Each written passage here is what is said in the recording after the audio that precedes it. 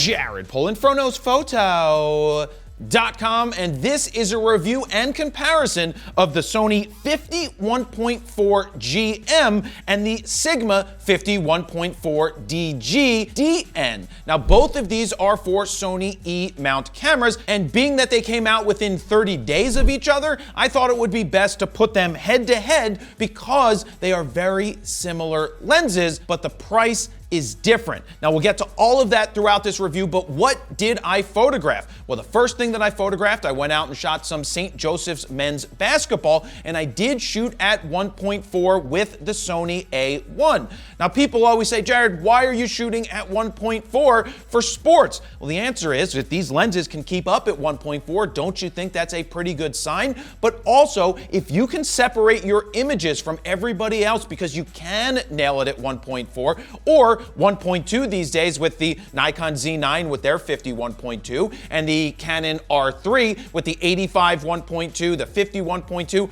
I shoot with all those lenses and you nail almost every time. If you can do it at 1.4 with these bad boys, then why not? It makes your images that much better. We also brought Sydney over here to the factory to photograph her outside for different portraits, horizontals, verticals, backlit images, and we also brought Sydney into the studio where we were locked off on a tripod so you could see the differences of the millimeters. Even though they're both 50 millimeters, one seemed a little tighter than the other, and you can also see the difference from 1.4 up to f8. But now let's jump into these lenses. So it's been 7 years since Sony put out a 1.4. They had a Zeiss 50 millimeter 1.4, and that wasn't that great of a lens, especially now it doesn't hold up as well. Sigma took an old 51.4 for the DSLR, and for the E-mount, they slapped an adapter onto it, put it onto the camera. Now it was all seamless, which made it bigger, heavier, and that lens did not focus very well when I was testing it out on the A7R4 back in the day. It just couldn't hit focus. It was like 50% in, 50% out. Not really a great lens when it came to running and gunning. Maybe for landscapes and things that aren't moving, it may be perfectly fine, but for my uses, it wasn't good at all. So these are the two lenses. They are sitting right here, and you can see the differences right off the bat in terms of size. The Sony is 25% lighter as well as 20% smaller. To put this into comparison, this right here is the Sony 35 1.4, which I didn't even know that we still had, but in terms of size, they are basically the same size. Now, the lens hood looks slightly smaller, but you can see that the Sony is a much smaller lens than the 51.4 on the Sigma. Now, in terms of weight, the Sony weighs in at 18.2 ounces or 516 grams, with the Sigma weighing in at 23.2 ounces or 660 grams. Now, in terms of feel, you can absolutely feel the difference. Is it major? No, it's pretty subtle, but I can tell you that the Sony just feels a lot lighter in the hands. They're both nice feeling lenses. Now, there are a few more differences here. The Sigma only has one custom button, whereas the Sony has two custom buttons. Both of these lenses have aperture rings that you can rotate and turn. They also lock. They also click and declick. This is actually the first Sony lens in the G Master line that allows you to do that, to lock it in.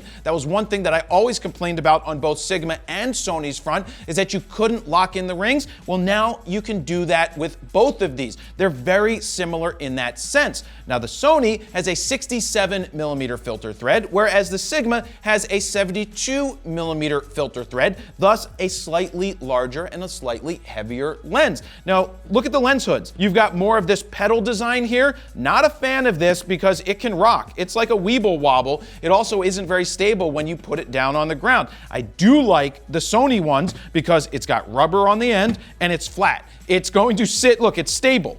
Yeah, I'd rather be on this than be on this because it is stable. That's a subtle thing, not a big difference, but just something that I needed to point out. Now let's move into the autofocusing motors. The Sony has two XD linear motors, whereas the 50 1.2, which is this bad boy right here, because yes, I actually broke this out to shoot some portraits as well. This one has 4 linear motors. So is 4 better than 2, Steven? Yeah. Yeah, I would agree with you on that. But the Sigma uses a newly designed HLA or high response linear actuator. That's right. Now, can you notice a difference when autofocusing? Well, the truth of the matter is when I shot basketball using the A1, of course, I did notice a slight difference. The Sony felt like it hit more.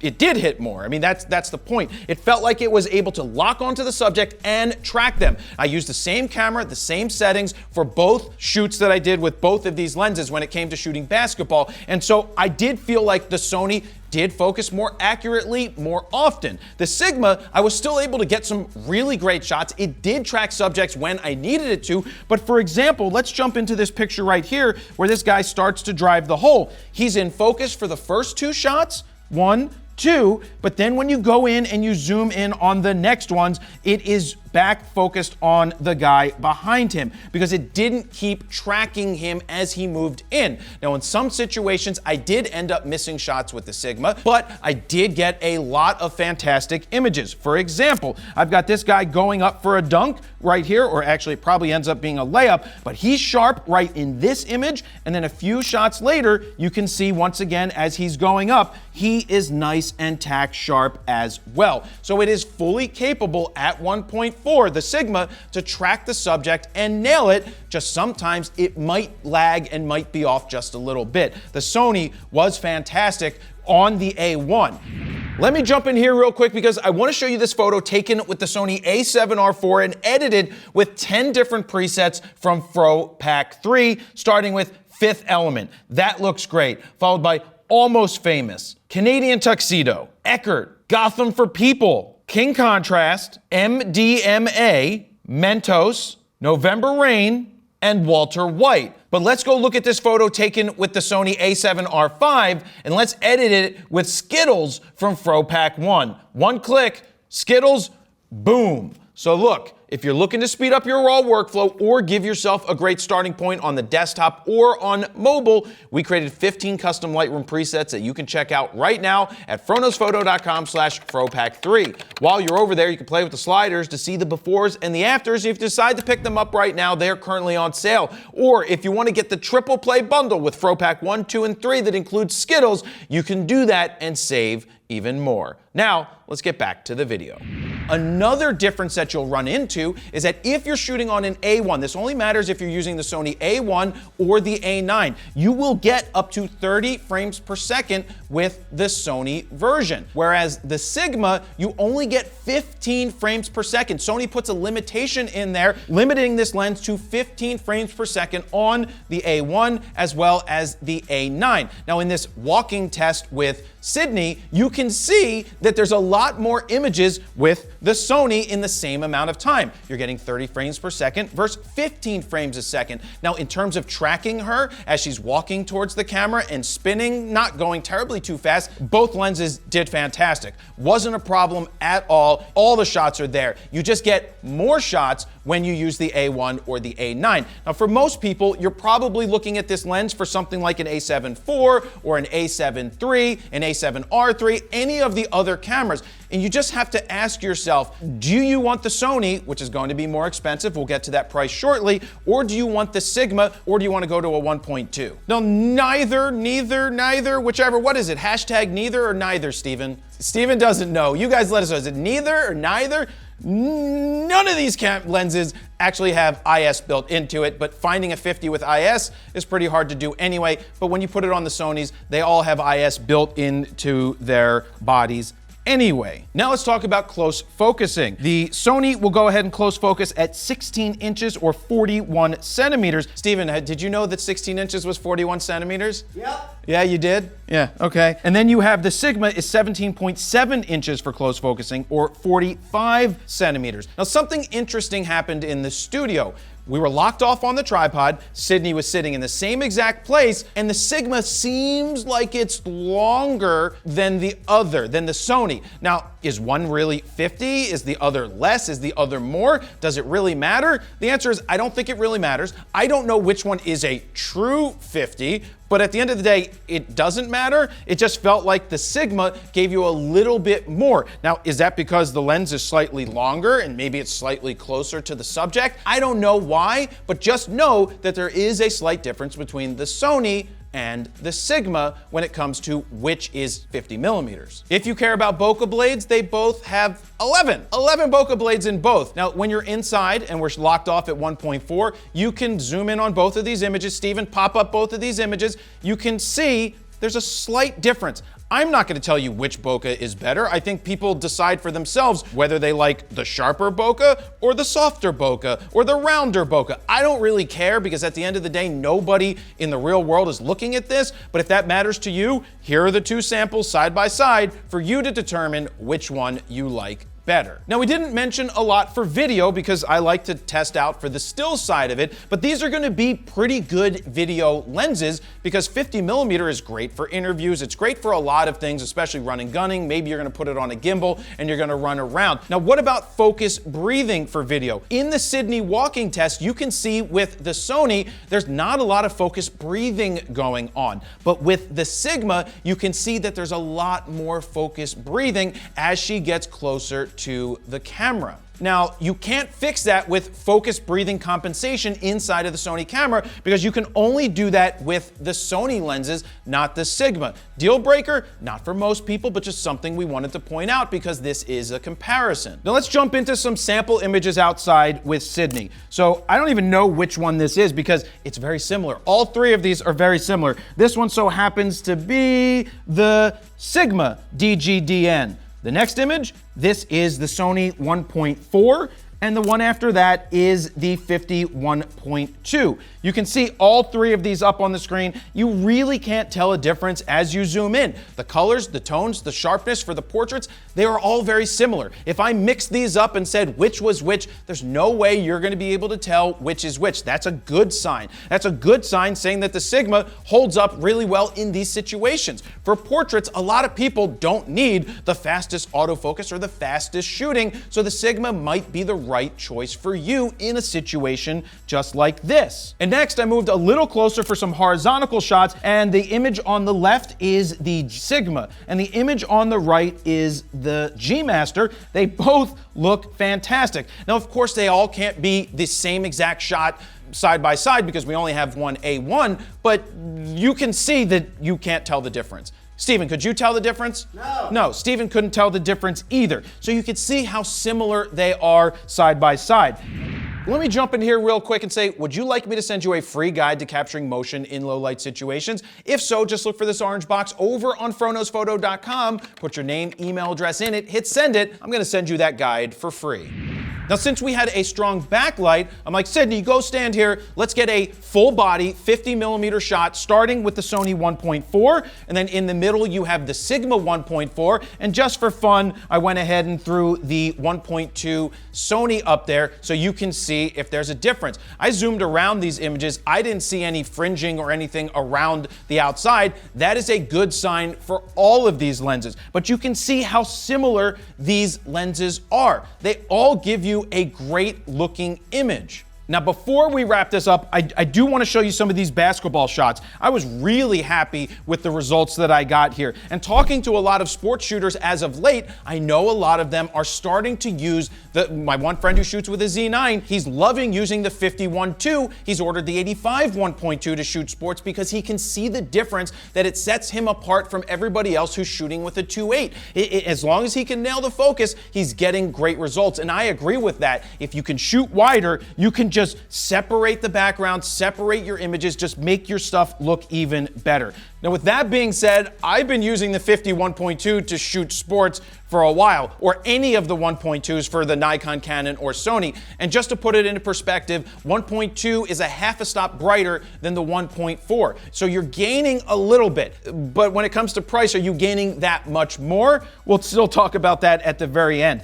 I love this shot of this guy going up for the layup as he goes into the basket. I wish I was shooting more horizontal as he was going up, but I just didn't in at that point. That's one of the pitfalls and downfalls of using a prime lens to shoot sports. You don't move. You can't get closer generally, and you can't zoom. So you just have to be prepared knowing what area is going to fill the frame the best for you, and then maybe have a second body or just shoot part of the game with the 50 before you move back to the zoom. So totally fine to do that. But no, I was really happy with the results off of the Sony for sports, and now we can move on to the Sigma for basketball at 1.4. Look, we nailed it.